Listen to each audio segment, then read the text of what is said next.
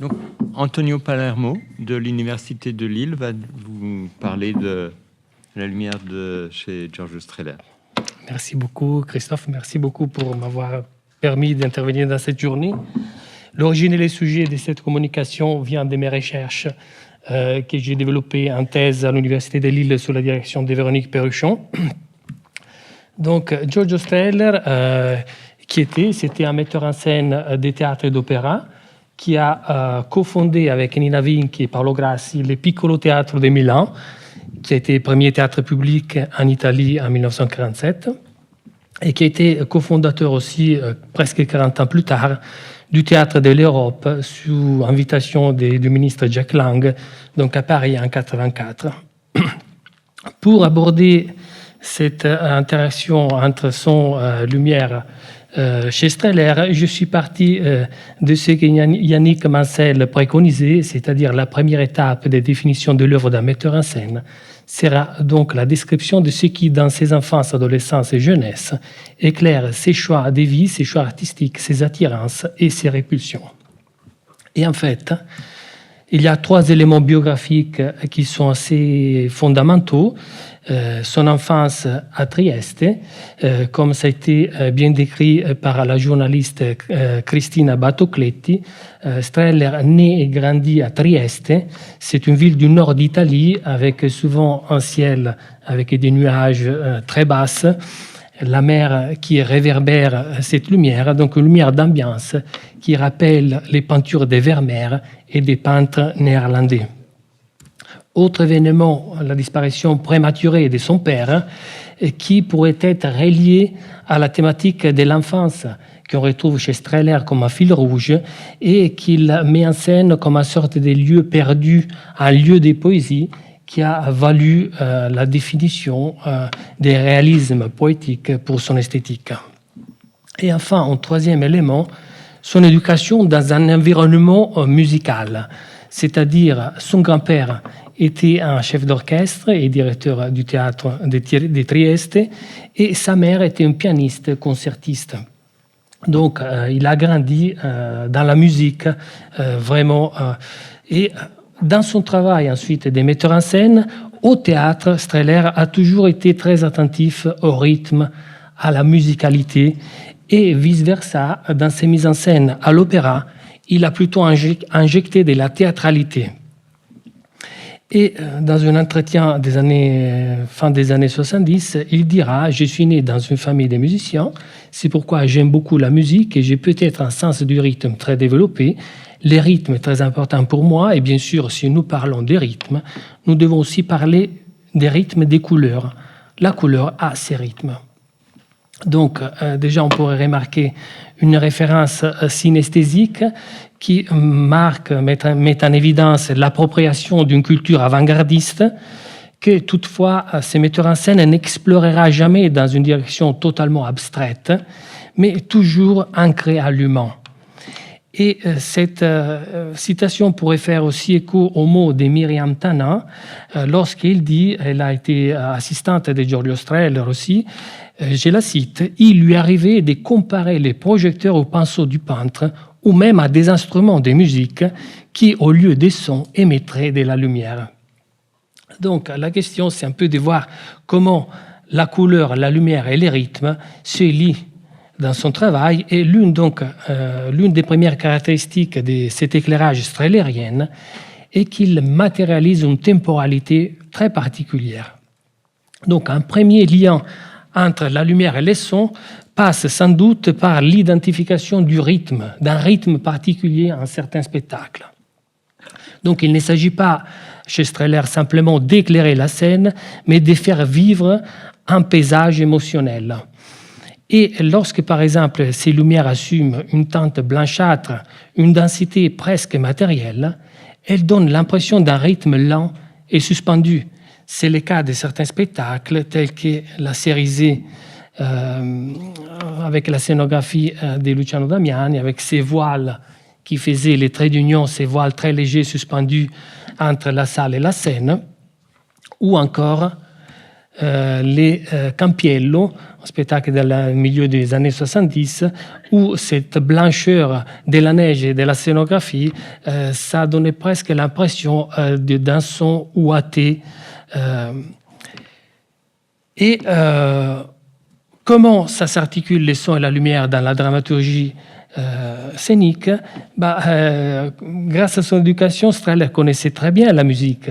Il y a une anecdote qui est racontée selon laquelle Victor De Sabata lui avait même proposé de les suivre pour apprendre à devenir chef d'orchestre.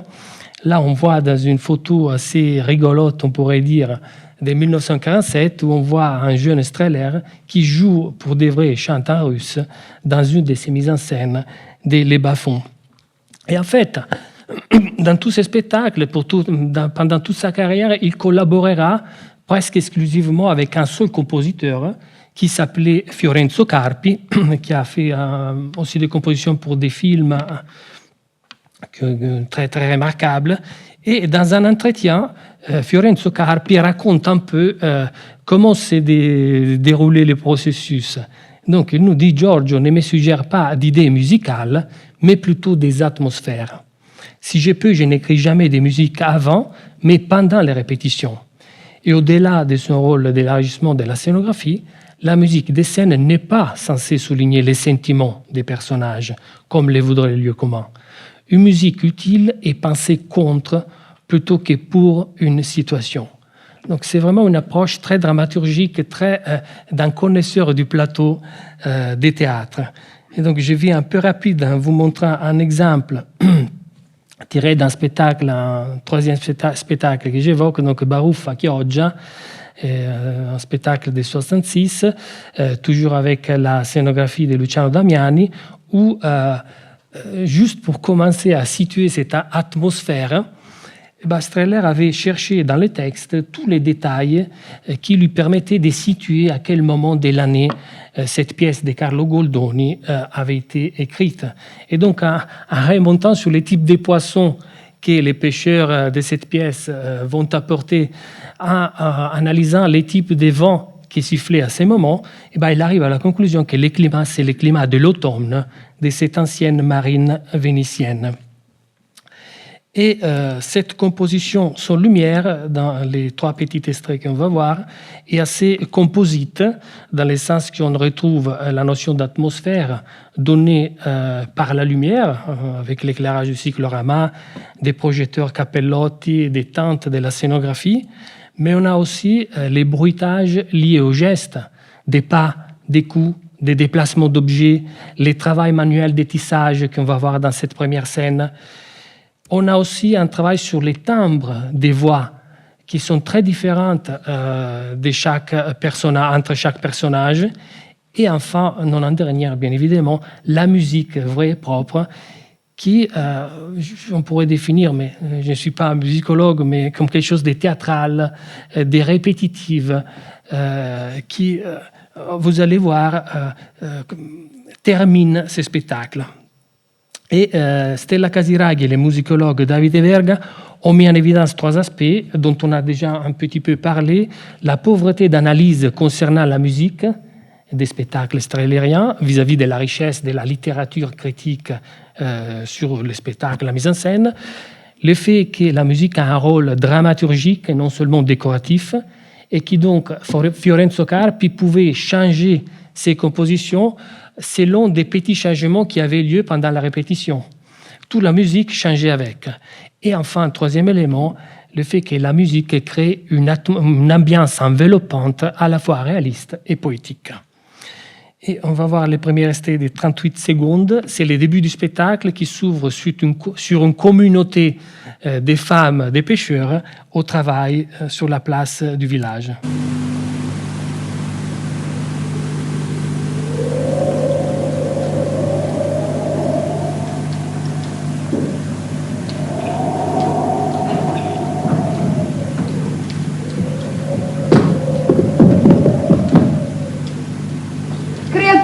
Cosa dicevo questo tempo? Che ordine zelo? Ma non so, vare? Cugnato, che ordine zelo? E non ti senti che poco un sirocco? Sarà buono da venire da sottovento. Si vede. Si viene i nostri uomini e al vento in poppa.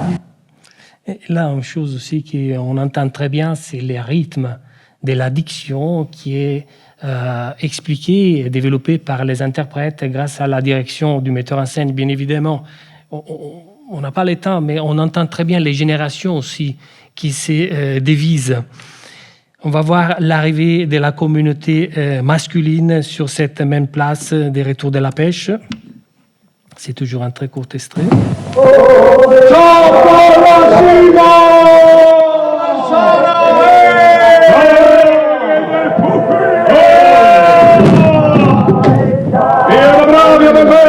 Mette in terra che il pesce! Benvenuto! No, paromi senso!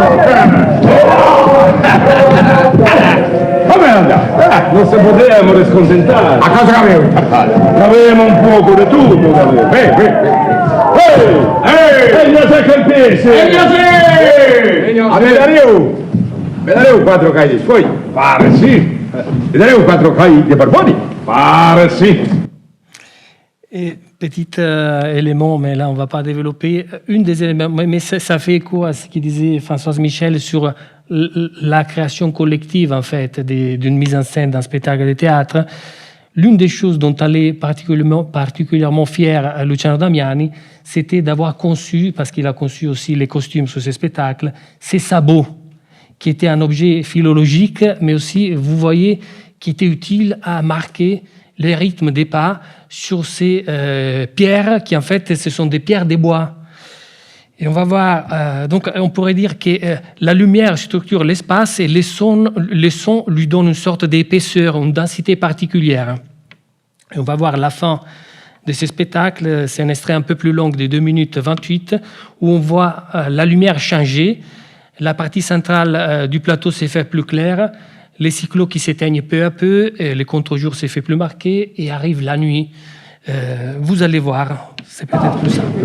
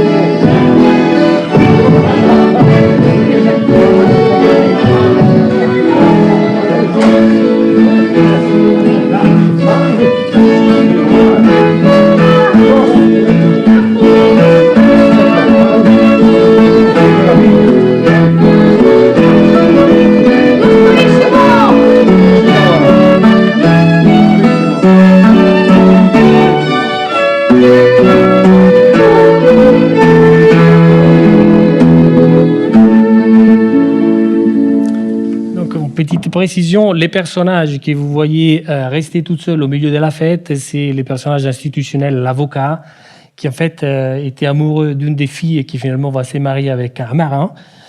et qui est un peu l'intrus de cette fête et qui est joué avec cet effet final où il se remet sa perruque, il vient à l'avant-scène et rentre dans ces couloirs des noirs qui est typique des Strehler et qu'on retrouve, là je terminerai sur un autre exemple très très rapidement pour montrer comment la musique, les sons et la lumière peuvent interagir. C'est un exemple emblématique d'un opéra dans lequel la lumière en fait est la clé des décryptages de la structure musicale, dans le sens qu'on a une situation lumineuse qui fait partie des airs et une autre situation lumineuse très symétrique qui s'oppose pendant les moments des dialogues. Et c'est les scénographes qui nous disent cette idée, la lumière éclaire uniformément toute la scène, à l'exception d'une fine bande à l'avant-scène. Les personnages, lorsqu'ils s'en approchaient, apparaissaient noirs, c'est-à-dire qu'ils devenaient des silhouettes. L'effet d'ombre chinoise provient d'une certaine iconographie en vogue à l'époque de Mozart. La conséquence n'était pas seulement fonctionnelle, ce n'était pas seulement le XVIIIe siècle, mais elle contribuait à distinguer les fuites de la musique vers l'imagination. Voici concrètement de quoi s'agit-il. C'était l'idée de rendre les moments déserts une sorte de désincarnation des corps des interprètes pour qu'ils deviennent de la pure musique. Et tandis que dans les moments où l'action avance, donc dans les moments des dialogues, les personnages sont bien dans la lumière. Et donc je vais terminer avec 20 secondes. C'est l'ouverture de cet opéra dans une reprise récente.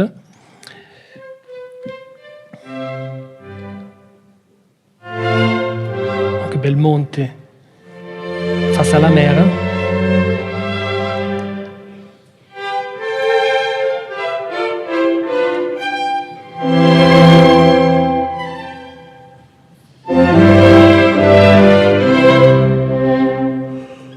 Hier soll ich dich denn sehen, Constanze, dich mein Glück. Et voilà, ça s'arrête. Donc, il me semble que c'est assez clair les dispositifs. Et donc, je vais m'arrêter là pour ne pas voler du temps à la suite. Mais ça fait une bonne transition parce qu'on va continuer avec l'opéra, justement. Donc, avec Christophe Fauré et Charlotte Goupil-Lebré.